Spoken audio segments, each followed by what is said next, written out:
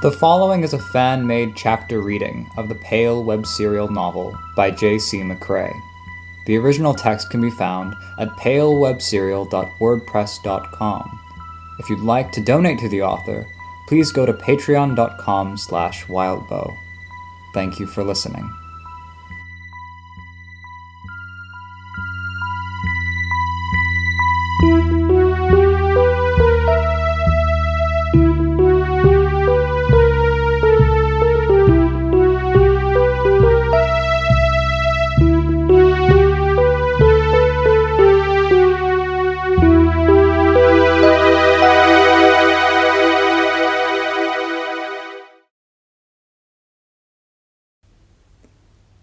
Cutting Class 6.1 Lucy. Please let her be a better teacher than Raymond, Lucy thought.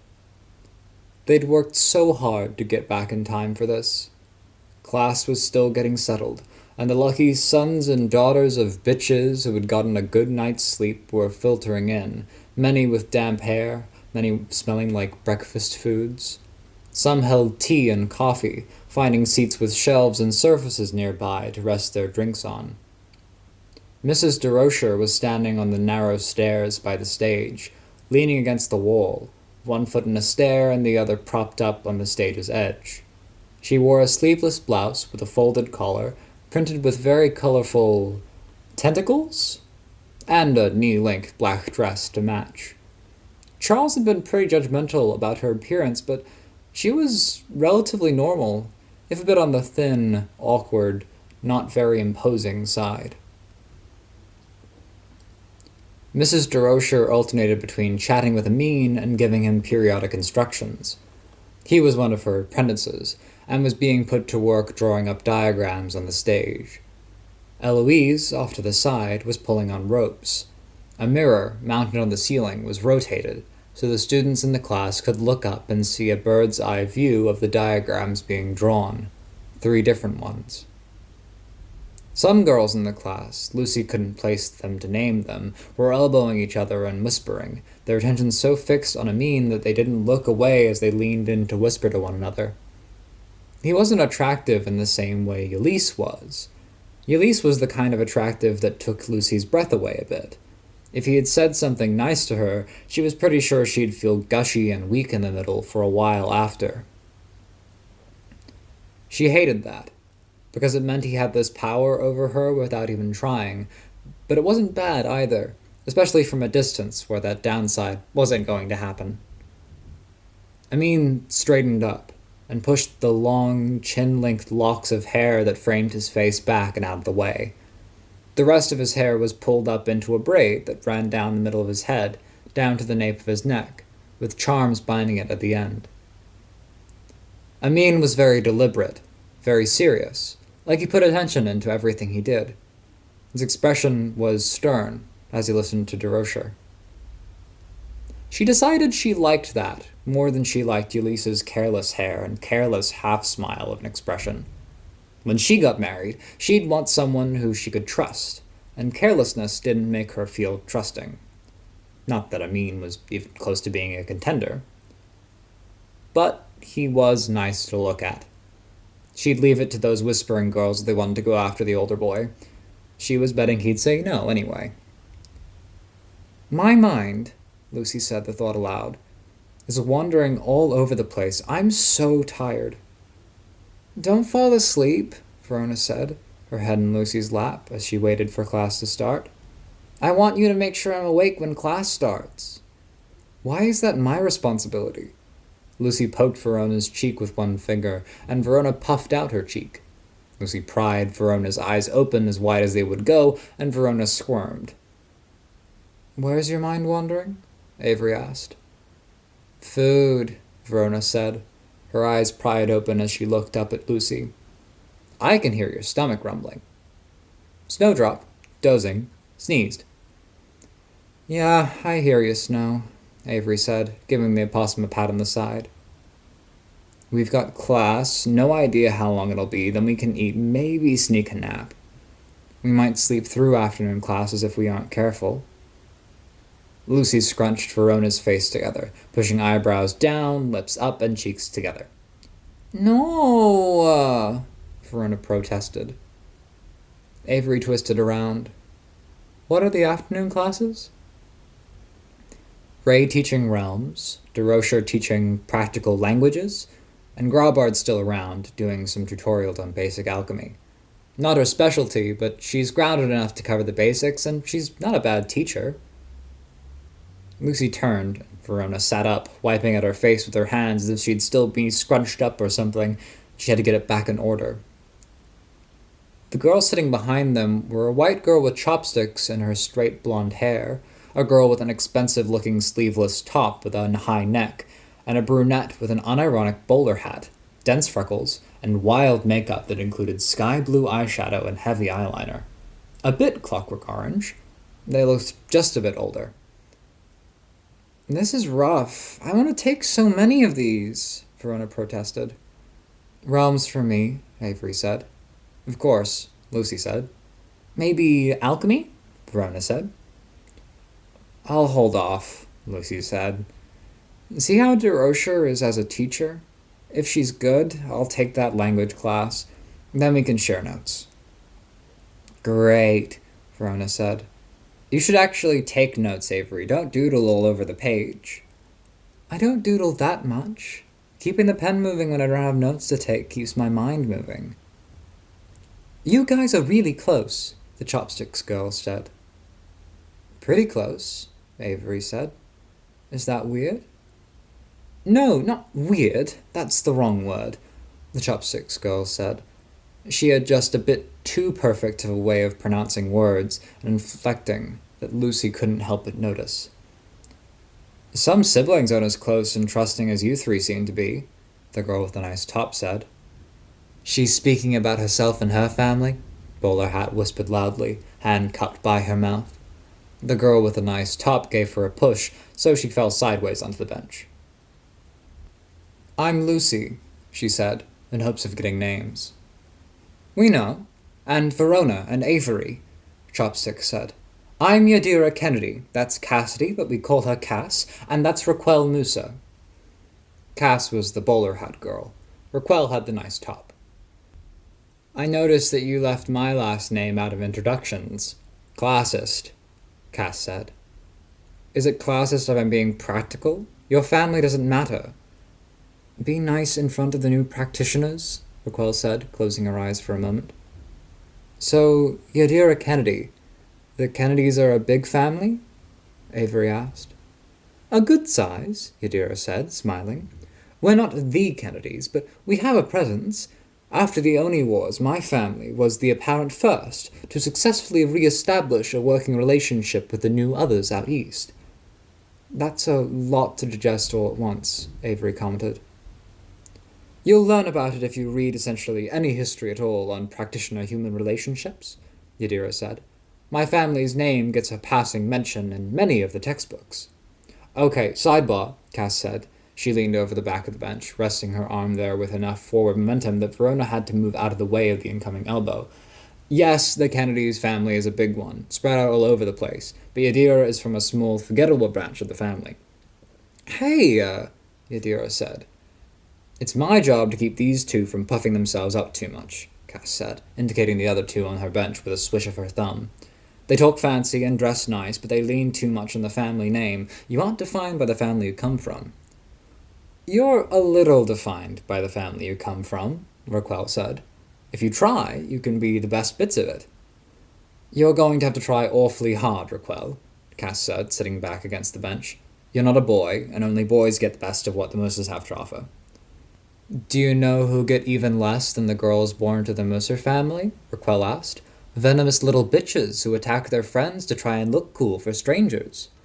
Okay, Yadira said, even as Lucy's mouth opened in a wordless approximation of the very same sentiment. Cass turned. I don't care about looking cool, obviously, but fuck you, but I do care about keeping you grounded. Okay, Yadira said. I'm getting up, I'm sitting between you two, and you two should stop talking to each other until after class. Yadira did as stated. Both the other girls scooted over to separate. Was it your dad that was a school founder? Avery asked. Raquel looked over, still clearly very pissed, and pissed in a way that made her look hostile even as she turned to Avery. Uncle, but he raised me, more or less, after my mother was removed from the family. That's pretty heavy, Lucy said. You aren't lying, and I'll say this, there's way more to things than gender, like me being a niece and not his actual kid, Raquel said. Stop, Yadira put a hand in the way of her face. You keep telling yourself that, Cass said. At least 12 times, maybe 77 times. Maybe you should try gunning for one of the higher magic numbers, like 144. Put a little practice into it, see if it comes true. Yadira pulled Cass's hat down and pressed it against Cass's face. She gave Raquel a dangerous, angry look. Don't talk to each other for a bit, she said. Please. Raquel deflated. Cass just sat there, slumped a bit, arms folded, watching the rest of the room. The 3 girls on the other side of the classroom were still ogling Amin. You're a collector? 2 of you are collectors? Verona asked. You studied us, did you?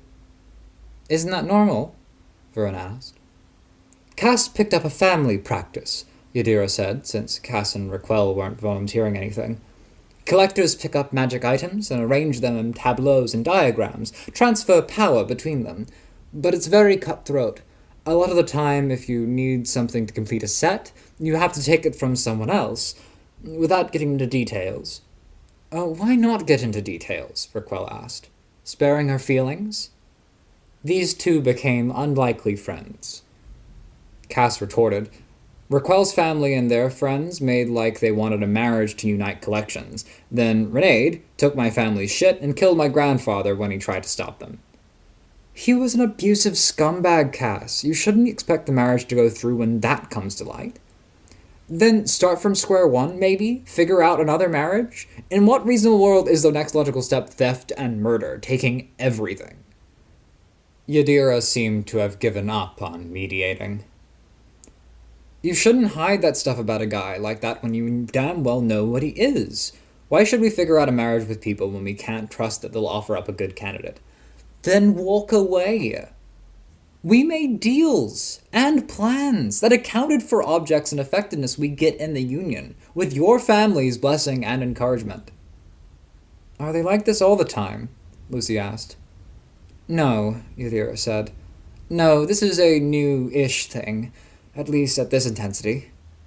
Sorry if we poked the bear, Avery said. Speaking of animals, Yadira said, leaning forward as Cass and Raquel continued in the background. Fox? She was looking at Lucy. For a second, Lucy had to remember if she was still wearing her mask. What about it? Lucy asked. Kitsune, Yadira said, laying a hand over her heart. I don't know what the significance of that is? Lucy asked. Fox spirit thing? Verona guessed, halting. Ayakashi or Momono, others of a particular stripe, close to the Oni, Yadira said. You really had no idea? No, Lucy said. I did the fox thing because I like foxes. And here I was hoping I could compare notes. What's with the Oni stuff? Verona asked. At the front of the class, Mrs. DeRocher cleared her throat. Most of the room fell quiet with just that. The rest followed suit as they realized it was her. Verona, visibly deflated, disappointed, then revived as she remembered she wanted to attend this class. We'll begin in a moment, Mrs. DeRocher announced. Please settle. Notebooks out if you want to take notes. Students who weren't already sitting hurried to do so. I have, Mrs. DeRocher addressed the class, walking around the stage's edge, her voice too loud considering the relative quiet. Bound another to the seal of Solomon. More than 100 others, in fact.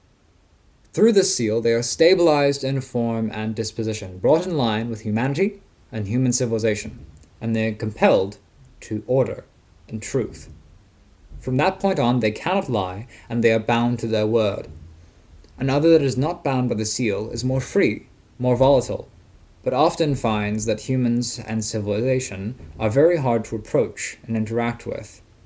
Some get it easier, especially if they maintain appearances that can be explained away, but the costs are steep. Many unbound avoid mankind and stick to the deep wilderness, deep earth, and hiding places. She paced, standing over the class as she walked to the stage's edge, hand moving. It hadn't taken long for her volume to feel more normal. On the other hand, if they are bound by the seal, that binding will usually bear provisions about how they may interact with humans. Unbound, they have difficulty approaching, and instinctively sense the karmic danger of breaching order. Even the dumbest ogre may recognize that mankind is bright and mighty and interconnected, and hunt elsewhere. Bound, they are restricted from hurting man, and still pay some karmic penalty if they get caught, not simply for approaching or risking that capture. And man thrives, the innocent protected on both fronts. Amin stood off to the side, book open. Verona was up and taking notes, so Lucy relaxed a bit, notebook open, more prepared to ask questions or focus on things relating to the Carmine Beast and Kennet. I have bound another to a certain course of action. Many, in fact. Mrs. Durocher addressed the room with a slightly different tone of voice. Bound them to servitude. Bound them to hunt and kill a threat. Bound them to refrain from hurting people. The Seal of Solomon was already in place. All I had to do was make them promise. Karma guaranteed that promise. She paced all the way from the far right corner of the stage to the far left, looking as though she were lost in thought. She was halfway back before she paused. I've bound another in rope and tongue. Mundane physical bonds, and less mundane physical bonds. I've had a summoning I control to nail another's feet to the floor. That is, in fact, another sort of binding, limiting their movements. She walked over to Amin, and he handed her a textbook, blue, with a black bar down the cover, embossed with a gold image Lucy couldn't make out. She held the book in both hands, as if holding it firmly closed. I've bound humans in many of these same ways. To their word, in chains. So let me ask you, what is binding? What is it to be bound? Are you bound if I invite you to my office here in the school, other people arrive, and you can't find a polite moment to leave? What if you find yourself staying 5, 15, or 30 minutes longer than you expected? Is it me and my status that binds you? Social pressure? Convention? Is it yourself? She slapped the book against her hand as she paced. Lucy couldn't shake the feeling that she was seeing someone barely restrained. She might have described it as a very angry person who was doing a great job of holding back their anger, but it wasn't. Anger was the wrong emotion. A very intense, dangerous restlessness. Mrs. Durocher didn't speak. It was as if, just after citing an awkward social situation, she wanted to create one, letting the silence hang, and challenging a student to break that silence, to ask if the lesson would continue, or to answer those questions she had posited. She opened the book and turned pages. Mrs. Durocher's voice was quieter, and everyone listened. We use the term bind in so many ways, but we really mean one thing: taking control of another. And to those ends, when we say we want to bind an other, we often mean we want to do this. Still pacing, book open in one hand, she raised a hand over her head, fingers pointing up to the mirror, which was angled to show the 3 diagrams painted on the stage, as if indicating it. The 3 fingers that weren't pointing struck off the thumb to the meat of the palm, and a rapid-fire trio of snaps, as audible as if she had thrown the book down to the floor 3 times in the span of a second. With each snap, something came to life in the diagrams. In the smallest, a man rose to his feet, dressed in a sleek black suit with white gloves and shoes. It didn't appear that he had a human head or a human neck, but instead, a mess of yellow flowers, with gray leaves and petals spilled up from the neck and chest, a large, coiled black serpent resting on the bed of greenery. The poise and posture were precise.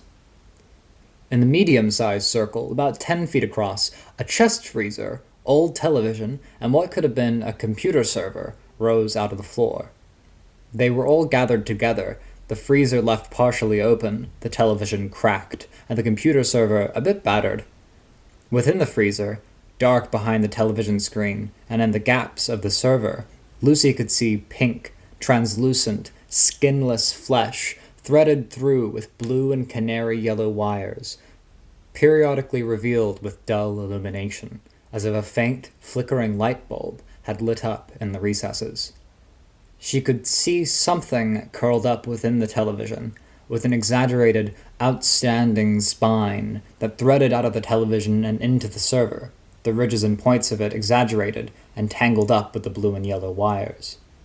The machine hummed audibly, and the organic parts of it breathed, a part of the server expanding and contracting, bodily fluids running out of one part to the floor as one gap widened. A single red light on the server blinked regularly, not turning on and off, but blinking as an eye might. And in the large, exaggerated circle, a young woman stood, smaller than the man in the suit. Her hair was wild, and the headscarf she wore wasn't capable of containing it, instead becoming something that exaggerated and complemented it.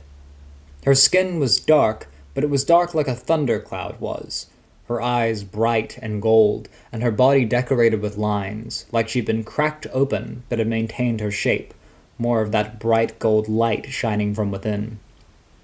She didn't wear clothes so much as she had cloth wrapped around her, decorating her like the headscarf did her hair. All of her was tense, her head, arms, legs, and upper body unmoving but for hard breathing. Her hair, headscarf, and the wrapping that was poised around her body were all in constant motion, whipping around in a wind that didn't leave the circle. Lucy took all of that in, and she realized she wasn't breathing. She didn't resume breathing right away, at the realization, taking it in a second time as if to check before she began. With a circle we can contain. Our diagrams address the spirits, and spirits relate to all things. With the right design and message, theoretically, anything can be bound. Finding the appropriate design and message? That, students, is the true challenge. It requires a firm grip in all things I've talked about since class started. What exactly are you doing, and what does it mean if you do that? It requires that you know beyond a doubt what it is you're binding. As she paced this time, the man in the fine suit with the snake and flowers instead of a head turned to stay facing her, one hand casually behind his back, the other fiddling with a button on his suit. He was very still, but for the fact that he gave her his full and unerring attention, turning his body to keep her in his focus. Each of these others would, if unbound and given a matter of minutes, remove the Blue Heron Institute and those within it from play. Dead, gone, worse.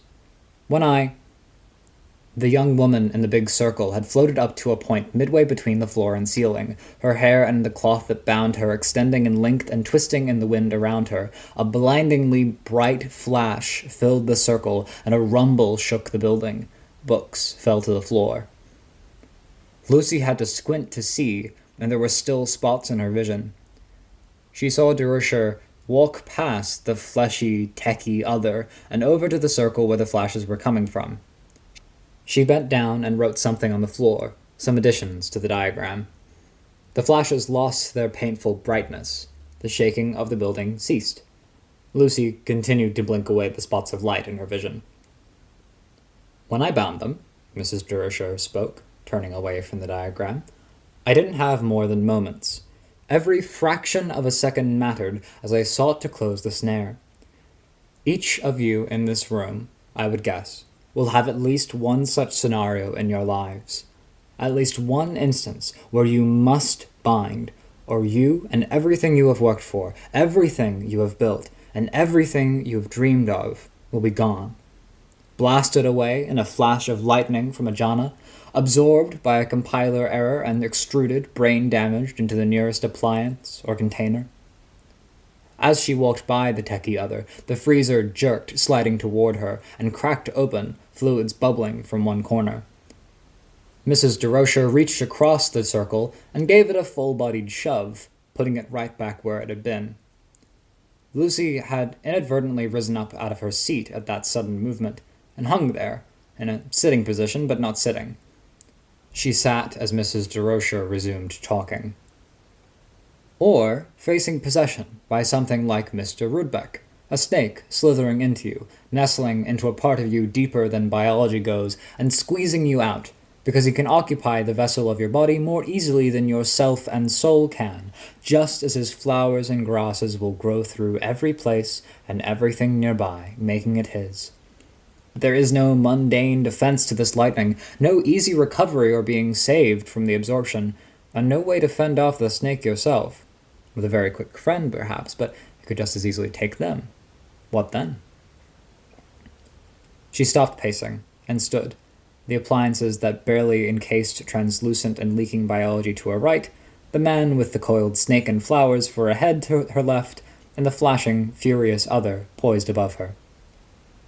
What, then, she asked, except death, wanting to die, or being a lost soul who couldn't hope to take their body back from the serpent that occupies it? Most likely it's you, or an echo of you, watching as this other takes people you care about. She turned a page in the book she held. This is a beginner class. Your takeaway, however, should not be that this is easy, simple, or boring. Early in our lives, we learn not to touch hot things. That is a fundamental lesson we carry with us, but sometimes we must learn for ourselves, and it doesn't matter how much our mothers tell us or warn us. My problem as a teacher is that to be responsible and kind, I must instill upon you that no, this is not something where I can say, stay away, do not touch, and let you make your mistakes. The analogy does not work. The lesson is difficult to impart in its gravity, even if I introduce you to some terribly dangerous others and describe what they do. Hey, Avery leaned in close, whispering. Amin is tense. Lucy looked. Amin was tense. Lips pressed together, hands behind his back as he stood at the far end of the stage, like he was ready to spring into action. A better analogy than the hot stove top would be, instead, me trying to convince you that someone will try to set you on fire sometime in your life. That is the kind of life you are likely to walk here, where someone or something much stronger than you may come after you, and it will hurt, and it will be terrifying, and you will have seconds to act, if you are lucky, before you suffer lifelong scars and disability or death. Are you prepared? Will you take the right actions in that panicked moment? Mrs. DeRocher stood there, looking at every student in the class in turn. She made momentary eye contact with Lucy as part of it. Then the woman smiled for the first time. I will let one of the others on this stage loose toward the lesson's end. I will not intervene. Amin may try, and he is very competent, but you should prepare to either help him or protect yourselves. You will need to pay close attention to what I say next, and remember what I have already said, to have a good sense of what to do. My other apprentice and his fiancée are taking lessons with Alexander, so it really is up to him and the collective of you. What the fuck? A guy asked from the back of the class. No interruptions. I will talk fast, pay attention, and think of everything I say through the lens of how it may apply to these others. There was chatter across the room. She's not allowed to hurt us, Verona murmured, joining that chatter.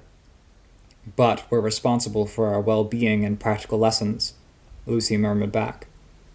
I bet she pulls a fast one on us, and one of the others on the stage is like that book growing legs and walking at us, Verona whispered. DeRocher spoke. Binding is your primary defense against others, and it asserts control. If the situation is too far out of control, then you have little to no recourse. DeRocher was tense, hyper-focused. Bet not, Lucy whispered, before she started taking notes. Identify the other you are facing. If you don't know, you won't know what to do. You should know who your enemies are and what they do before they strike. If you're facing an enemy this strong and you don't know what it is, you should question what brought you to the situation. I'm questioning why I'm taking this class, Lucy thought. This is an unfair setup, so I will tell you I've already identified her, and that should be enough for you to start with, if you've been keeping up with your studies. She indicated the woman with the glowing cracks running across her blue-black body. Lucy penned down a note. Jana? And then elbowed Verona. Verona pulled out her phone. This is a compiler error. It results from a failed attempt at transplanting or translating an other or a self to a system. There are different kinds in alchemy, like seeths and boils, and there are other kinds in ritual circles gone wrong, like the dark design or umbrage. Variants on the compiler error include the overflow error and the resource error. It is material, feral, and corrupts. She gave the chest freezer a pat in passing. Mr. Rudbeck is a fancy, an old version of a buggy or bagan, or an old version of an urban legend, though I despise how imprecise that particular term is. In an era before the printing press, certain ideas or glyphs would take hold, recur in the public consciousness, and find something to latch onto or manifest within. The recurring story or idea feeds the fancy, and the fancy can, on rare occasion, become crafty enough to perpetuate the story that feeds it. Mr. Rudbeck is one such fancy, and attained a level of influence approaching that of a lesser divinity. Lucy scribbled down notes in a short form. Fancy, divine, recurring story. When deciphering an other that you can name or can't name, it's good to start at the fundamentals. Material or immaterial make a fine starting point. Do they have bodies? Is that body solid and consistent in its form? I'm not speaking of shape-shifting, but of biology, or if the head remains a head. If so, they're material, visceral, if you want to use the correct terminology. If they don't touch ground, their forms are mutable, or they don't exist primarily in this realm, they may be immaterial. This can be deceptive. Our temporary school librarian, for example, is an anima. An anima straddle the line in such a way that they can be bound by both the visceral and the immaterial. Lucy took notes. Jana, immaterial? Compiler, material. Rudbeck, question mark. She paused, thinking about John Stills. As a loose rule, you match your diagram to the type of other. Either you're putting something physical down to block a material other, you're using symbol or the diffuse to block an immaterial other, or you're going to turn to the old standbys. Fire keeps many things at bay. Chalk, if you know what to write, is always reliable. Again, the trick is knowing what to write. Verona passed over her phone. Jana, with an H.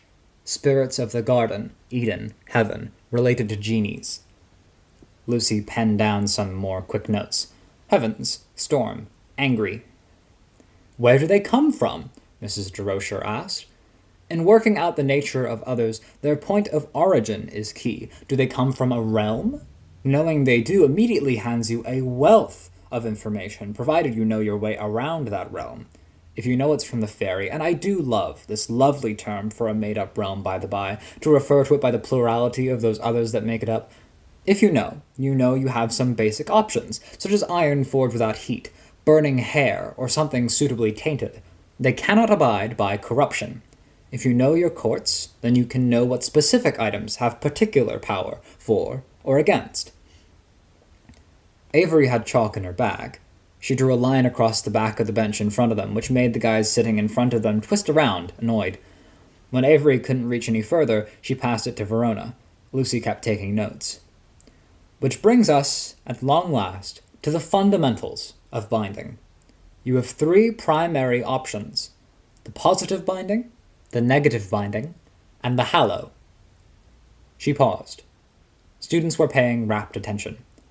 The Jana was muted by her diagram, but the compiler error wasn't, and made wet sounds as it throbbed against the devices that housed it, breathed, and made the machinery strain to work. Cold air fogged out around the cracked-open lid of the freezer. Positive binding. Surround the other with something it has an affinity for. To return to our Fey courts, the Fey of High Spring have an affinity for gold and delicate pieces of art. They like fine blades and the trappings of aristocracy. Lay the blade of a rapier over the handle of another until you have a circle, and you may have something that will keep them in place. Or, gather up jewelry and arrange it so there are no gaps between them. But be mindful, for the basic principles of diagrams and circles hold. A lopsided arrangement to your blades, or one piece of overvalued jewelry in the set, and your circle may fail. Positive binding will not be an affront to the other. They are, if you'll remember my earlier hypothetical, much like a case where you're invited to my office, and you cannot find a moment to leave, nor can you easily leave without asking, because of my station. She gesticulated with the book in hand. Be careful. Positive bindings do not make effective prisons. They can be battered down if you are not much stronger than the other, and if the other is much stronger than you, the slightest flaw or imperfection may be enough for them to shatter your circle. They do, however, make good starting points for negotiation. In essence, we make the other feel at home. We surround the bogeyman with entropy, the ruins dweller with sentiment, the god with appropriate iconography, the goblin with aggression and damage, the spirit with representative spice, crystal, myrrh, oil, or the tropes of whatever it is that the spirit represents. Lucy took note of those, deviating from the focus on the three others as she thought about Kennet others. They will often stay until given cause to leave. Should you put power into the positive binding, it feeds the other, akin to inviting them to dinner, sparing them from having to find a meal. It was hard to imagine something like Alpina surrounded by tokens of nightmare stuff and being okay with it, even if she were invited to dinner. Negative bindings are the near opposite. We surround the other with unbroken circles or diagrams composed of things opposed to them. These are the same things that can also take some strength out of the other if we use them as weapons. The things a goblin finds familiar and comfortable are anathema to the fairy. Lesser goblins can be bound in circles of flowers, as amusing as the thought is, but most often we use tropes of civilization and refinement. Verona had her own notes and showed Lucy. Goblins, metal with elements in it, wires, water pipes. Lucy nodded and copied down that notes. For boogeymen, we might use old things in fine condition. For ruins dwellers, we want light, clarity, and clear meaning. Reverse a divinity's iconography, oppose a spirit's essence with a contrasting element, or the countering animals or other forces. If the other isn't already hostile, it will be made so by this treatment. This is, to some, much the same as nailing someone's feet to the floor. It is unpleasant, often painful or draining, and it is aggressive. It is also a good way to ward off the right other. You are essentially forcing a fish to bash down a door on dry land, or a chimpanzee to bash down a door in deep water. Lucy took down notes. She wasn't sure how they were supposed to deal with any of the three things using this information. This wasn't like Mr. Lai or Mr. Siddon's class, where everything on the test was said out loud in class. They were expected to listen, take notes, take that information, and make a leap in logic for how they were meant to stop one of these things? It would be hard enough if they knew which of the three it would be. Hallows. Making a place for another. They can occur in nature and may have been the foundation for the very first practitioners to learn how to deal with others. Others, like us, need sustenance. The nature of that sustenance varies wildly, ranging from food, sleep, and drink for the most visceral others, to specific sentiment or faith for the immaterial.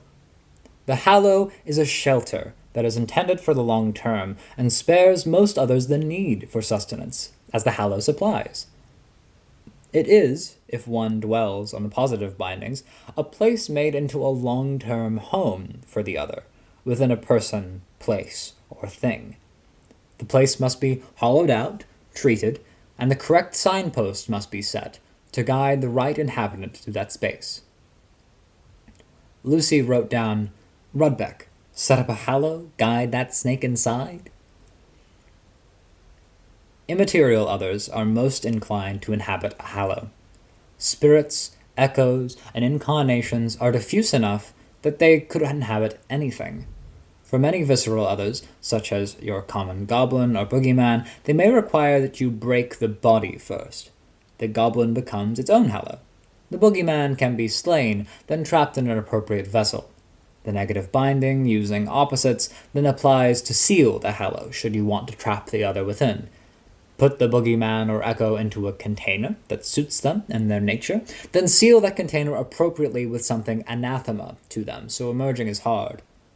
A rusty box surrounded by a fine silver chain, an old-fashioned syringe of emotional significance buried in salt. "Isn't Kennet a hallow?" Avery asked, hushed. "Some of the same ideas," Lucy whispered back. "Adds up," Verona said, sitting up straighter. Mrs. DeRocher was smiling, hands clasping the book in front of her. Their teacher looked over the room. "Thus ends the lesson. Would you like a minute before the practical?" she asked. Lucy flipped through the pages, searching. What did they have? She had the weapon ring. She was pretty sure a good shot would ding the meaty freezer other. Would it be contrary to this story other? They didn't know enough. She didn't feel like it would do anything at all to the Jana. She felt uneasy. She hadn't come to this class expecting a disaster. Some students were moving benches, clearing the way to draw on the floor. Lucy reached into her bag and dug up a soda can. "If we use more benches and extend this diagram," Verona said, "can lightning be fire and light?" Lucy gripped the can. Sea cucumber, which was a carbonated seaweed and cucumber drink in actuality. Avery had bought it, handing it to Verona in hopes Verona would drink it without checking the brand. No luck. Lucy had kept it as a vile thing the goblins might like, or as a possible use of her ring. She slipped on the weapon ring and ran her hand along the can. To get closer and see, Cass threw herself at the back of the bench, making it bump into the back of Lucy's legs. "I've got the hot lead this time around," Verona said. "If I'd known you were arming yourself, I'd have got it already." "I'm okay." "We're tired, so be careful." "Yeah," Lucy said. "Hot lead? You've got more gun stuff?" Cass asked. "This is a binding class," Verona said, "not a shoot-the-thing class. I think she's looking for a specific answer, not firepower."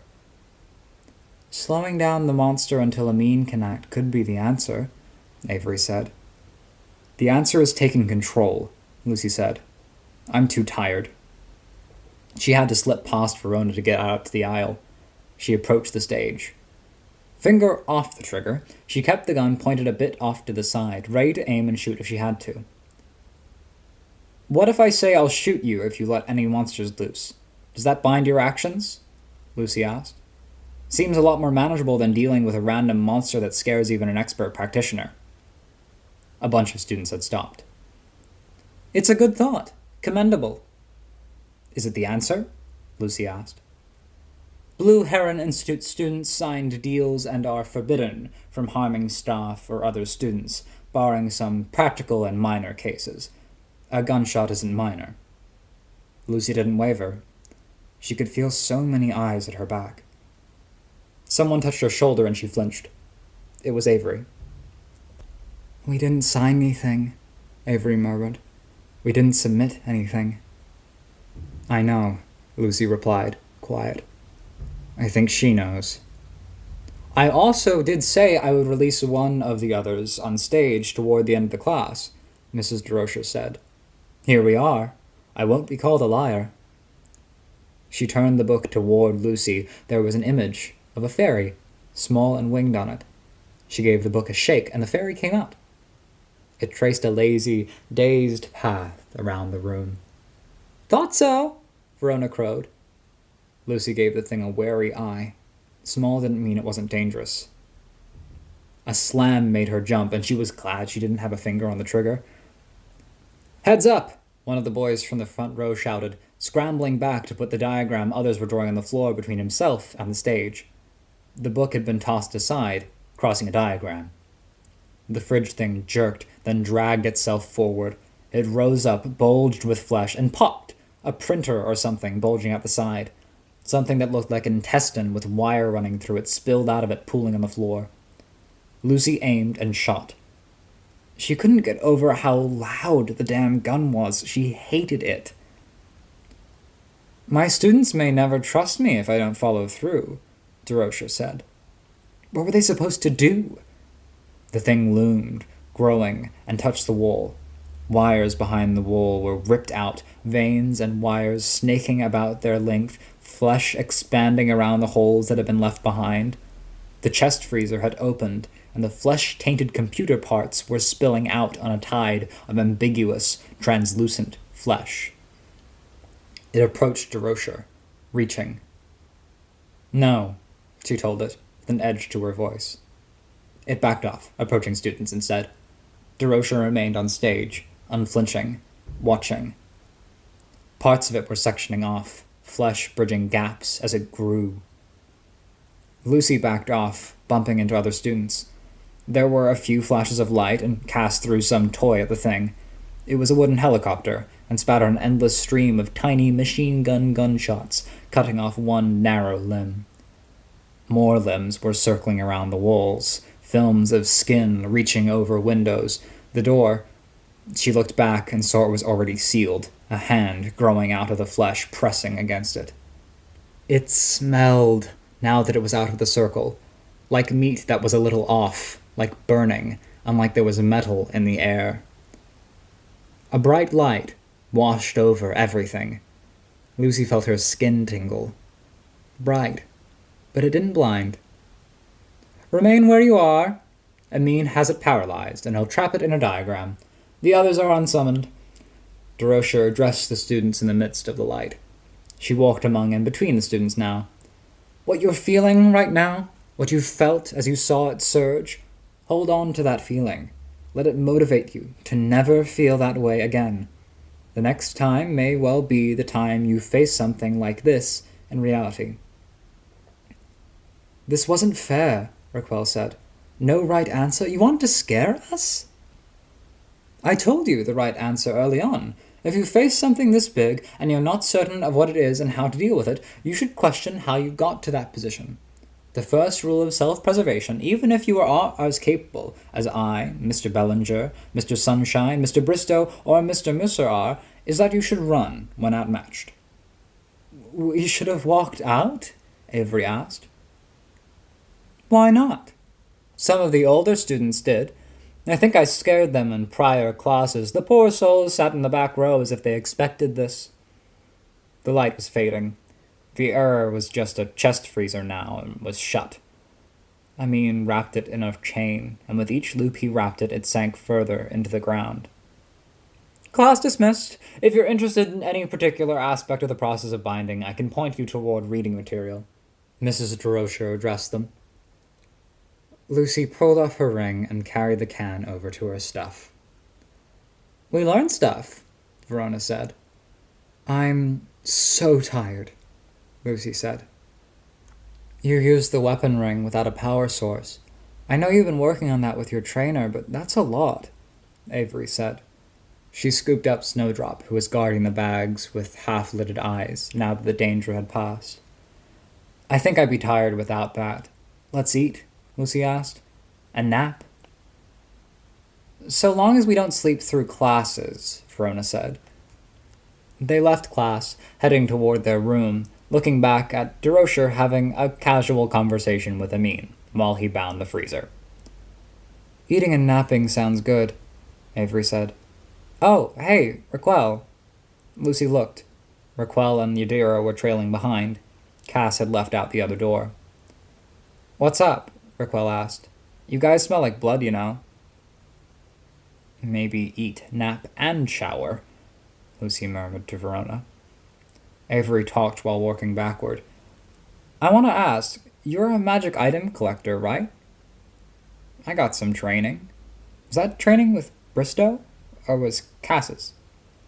Yeah. I awoke at 10, spent a year with family, got training with him for a year after. Families as big as mine find it useful to have at least one person with the know-how for magic item handling in-house. Why? Trying to figure out how things connect here, Avery said. How was it? He rambles, but he's a good guy. Knows his stuff. If you end up studying with him, either as an apprentice or as a student in classes here, be prepared for him to get distracted for chunks of time. When I was apprenticing, it was new tech, errands, passion projects. Try to keep asking what you should be working on next so you're ready if he forgets about you for a bit. Good to know, Avery said. I think I'll stick with the finder stuff, though. They were only halfway down the hall, and Raquel indicated a room. My stop. Talk to you again, maybe? Avery asked. Cool, Raquel said. They continued on to their room at the end of the hall. Lucy gave her arms tentative sniffs. Did she smell like blood? Was that from Guillerme's wound? Or the dark spring fairy? Or setting up wards? Good line of thought, Lucy observed, when there were no more other students in earshot. Charles said Bristow used to be a collector. Stuff here is all interwoven, Avery said. They entered their room.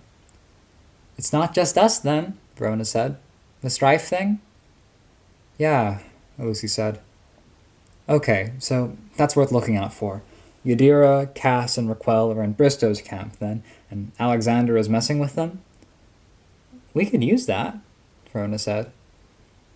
Maybe, but I'd really rather try and stay neutral, Lucy said. You? Neutral? Verona asked. They're both jerks, Alexander and Bristow, and being on the fence makes us less of a target and gives them reason to encourage and support us, Lucy said. Let's get the information we need and work from there. We have a good starting point on binding. We'll need to look up the specifics and figure out what it takes to bind various others, Avery said. Cover the bases? Dog of War, goblins, fairy. We'll have to look up the fairy courts. Matthew and Edith. Where to even begin with those two? And to throw a wrinkle into things, Lucy said, stretching out on the bed. How do you bind something that's technically already bound? Bind the binding? Verona asked. Lucy nodded but pressed a finger to her lips. Want to write down your order? Avery asked, holding up a piece of paper. I'm too tired to want to get up, Lucy protested. Write it down for me. Make it a deli sandwich, roasted beef, mustard, fries. Vitamin C, Verona told Lucy. And salad, I guess. Got it, Avery said. Ronnie? Same. Why not? Make it a half sandwich. Cool. I'm not that into eating meat, so veggie fajita for me and Snowdrop. Milk versus no. Anything else? That was a no. Avery put the slip of paper back into the door, then collapsed into the bed. Snowdrop unfolded into human shape. Hey, Ave, did you manage to stop in at home or figure anything out about the situation with your dad? Lucy asked. Nah. I feel like that could eat me alive, Lucy admitted, wondering. It doesn't feel great, Avery said. Wait a reminder, Verona backed Lucy. Rip off the Band-Aid? Lucy suggested. Not trying to boss you around. Nah, you're fine, Avery said, turning over onto her belly. She had her phone out now. I just don't want you getting twisted up over the summer and then having the weight of an entire summer's wondering hitting you on top of the usual anxiety. Yeah, Avery said. Okay. Cool. She tapped on her phone for a minute. Then she placed it on her bedside table. Asked Sheridan to put out feelers to Dad. Sheridan? Lucy asked. Huh. She got a bunch of big sister points before I left. Depending on how she handles this, it's sorta double or nothing. Feel better knowing it's out of your hands? Verona asked. Yeah. Good luck, Lucy said. I hope I don't need it. Lucy smiled sympathetically, looking over. Snowdrop was conked out, and Avery fiddled on her phone without much aim, going to the same page 3 times. Lucy shut her own eyes. All 4 of them were fast asleep when the food arrived. Lucy dreamed, and the last waking thought that led the way in that dreaming was a riff on what Durocher had tried to instill. Did they really belong out in front of this imminent disaster with the Carmine Beast? This has been a fan-made chapter reading of the web serial Pale by J.C. McCrae. Read by me, viceVersailes. I use she/her pronouns. The original text can be found at palewebserial.wordpress.com. If you'd like to donate to the author, please go to patreon.com/wildbow.